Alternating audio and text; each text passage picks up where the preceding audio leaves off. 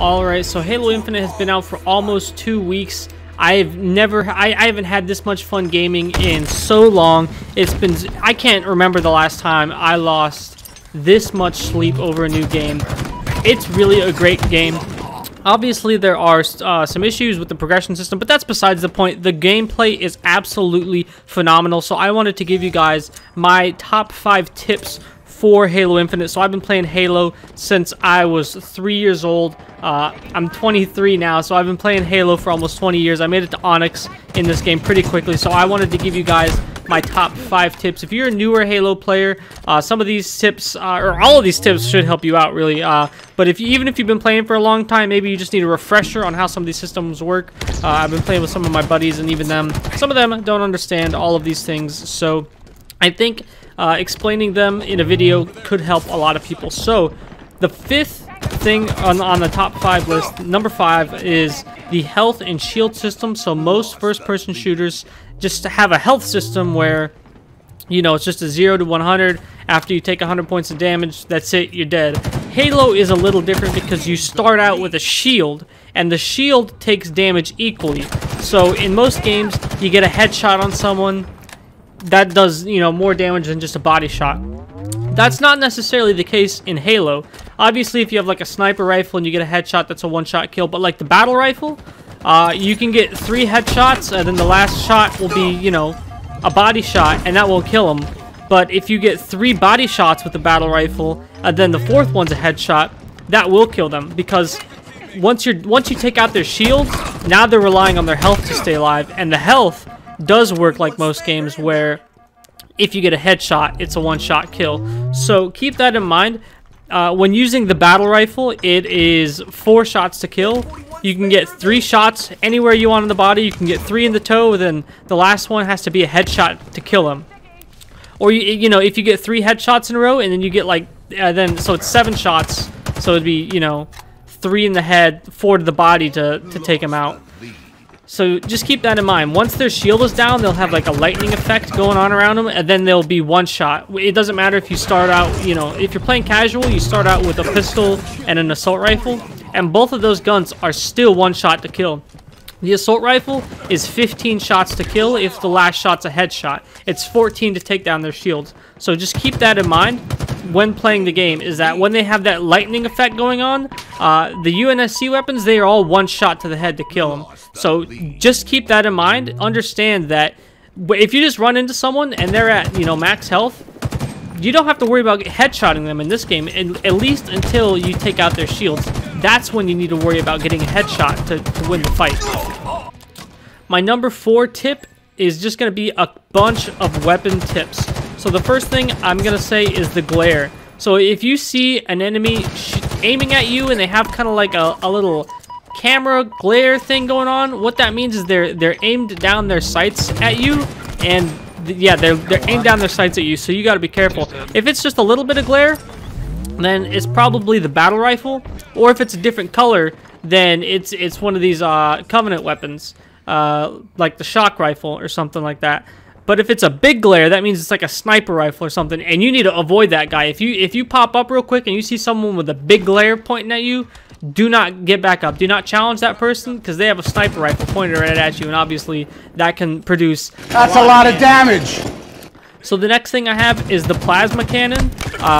It's a new weapon to the game, and I just wanted to point out this thing's actually very powerful. I underestimated it at first. If I got it, I just kind of tossed it out the way, but I thought you had to hit the person with it to do the damage. That's not actually the case. With the plasma cannon, it will suck in the enemies and do damage to them, so you don't even have to hit them. You just kind of got to get it in the right neighborhood, and it'll suck them in like a vacuum and deal damage to them.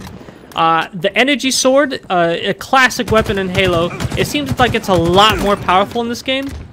In previous games, if you meleeed while someone was lunging at you with an energy sword, it would cancel out. Obviously, you do a bunch of damage to each other, but in this game, it's almost impossible to melee cancel someone's energy lunge at you. So if you have the energy sword, very powerful weapon, I would always go for it.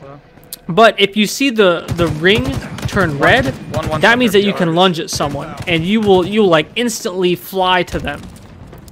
The next tip is with the Hydra. So the Hydra has 2 firing modes, It's kind of like that crappy rocket launcher.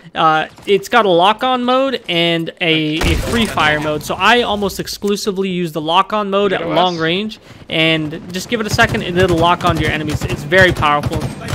The next weapon tip is for the sniper. So this kind of relates to the previous tip. So the sniper, it's one-shot headshot or 2 shots to the body. So if you get a body shot on someone, what you should be doing is switching to your secondary weapon and trying to finish them off, because like I said in my previous tip, now they're one shot. When someone says one shot, that means that they just have their base level health. It doesn't mean that, like, you know, they're just gonna die one shot instantly. If I take out someone's shields, I'll say they're one shot, and I think most veteran Halo players understand this. When you say one shot, that means they have no more shields left, and you need to get a headshot to finish that player. So if you hit someone with a sniper, they're now one shot, and it doesn't matter if you have a pistol, an assault rifle, a battle rifle. Any of those weapons will kill them if you get a headshot, one shot. So then the last thing I have for my weapons tips is the heat wave. It's got 2 fire modes. It doesn't actually have any type of aim down sights. It's got a vertical mode and a horizontal mode. You're gonna want to hit the right stick to put it into vertical mode, and that makes it a lot more powerful. You only need to hit someone twice and have all those bolts land on them twice to kill them. So it's actually a lot more powerful, but it's got a lot of range to it, but it's got a long travel time. So obviously hitting someone with that at a long range is pretty difficult. So number 3 are my objective tips. So these are just pretty quick and simple tips. If you're playing oddball, you're going to want to stand next to the edge of the map and have your teammates surround you. And if all 3 of your teammates die, basically what you're going to want to do is jump off the map. Because if you're on the edge of the map, your whole team is on the edge of the map, and they all died, and you jump off the map, that means that the enemy team is now on the edge of the map, and your team's just going to spawn on, you know, who knows, some random part of the map. And you're probably going to be closer to the next oddball drop. So that's basically the whole tip. Get your whole team to surround you and jump off the map. If they all die, jump off the map with the oddball. You'll get like an extra 2 points while you're falling, and then you die, and then you have a fair fight for the ball, rather than the other team being set up in that power position and you having to fight them all off. You don't have to do that anymore. If you jump off the map, now it's just another fair fight. It's like you just started the game fresh. You're gonna have a fair fight.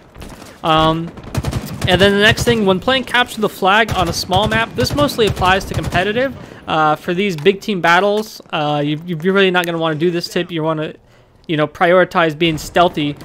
But if you're playing a competitive game on a small map, you should really be throwing the flag, not sprinting with it, because you pick it up, you look up, and you throw it while you're sprinting, and that flag that'll go pretty far. You can get it, depending on the map, you can get it about halfway across the map in maybe 2 or 3 throws, and it is very quick.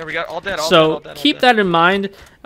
Yes, you will be losing your stealthiness, but within a matter of maybe like 10 seconds, it'll be halfway across the map. I'm not even exaggerating there. If you get this down, if you get the system down, I did notice that throwing the flag is a lot easier on mouse and keyboard, which kind of contradicts my next tip, which is play with a controller. So I have a graphic up on the screen. Halo historically has been a pretty much controller exclusive game, and so all of the big Halo players and all of the big Halo influencers are all controller players. So really, it just made sense for 343 to make it a controller-biased game. I spent the first couple days playing mouse and keyboard because I was playing it on my computer, and I just kind of figured, oh, you know, I see all these memes or whatever about how easy it is on mouse and keyboard.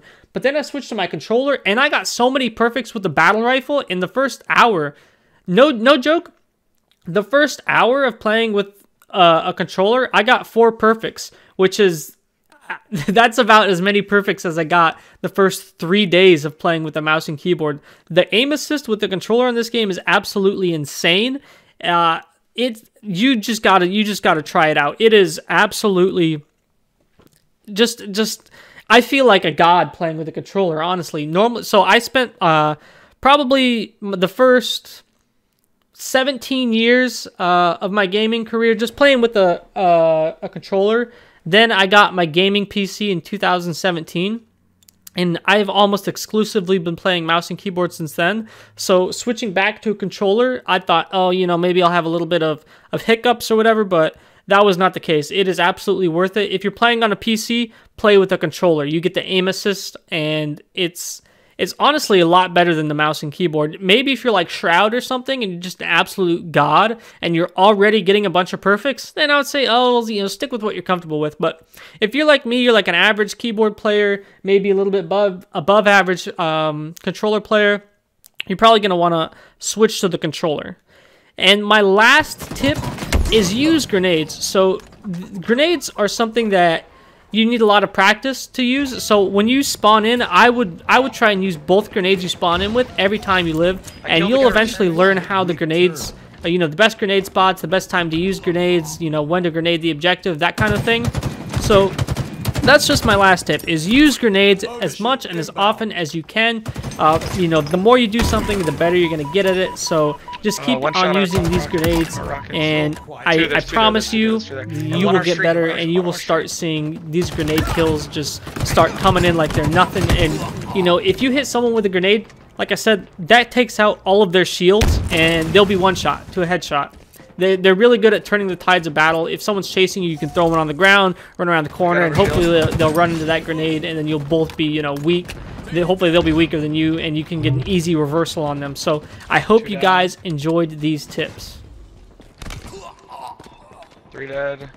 Let's push out now. Dead.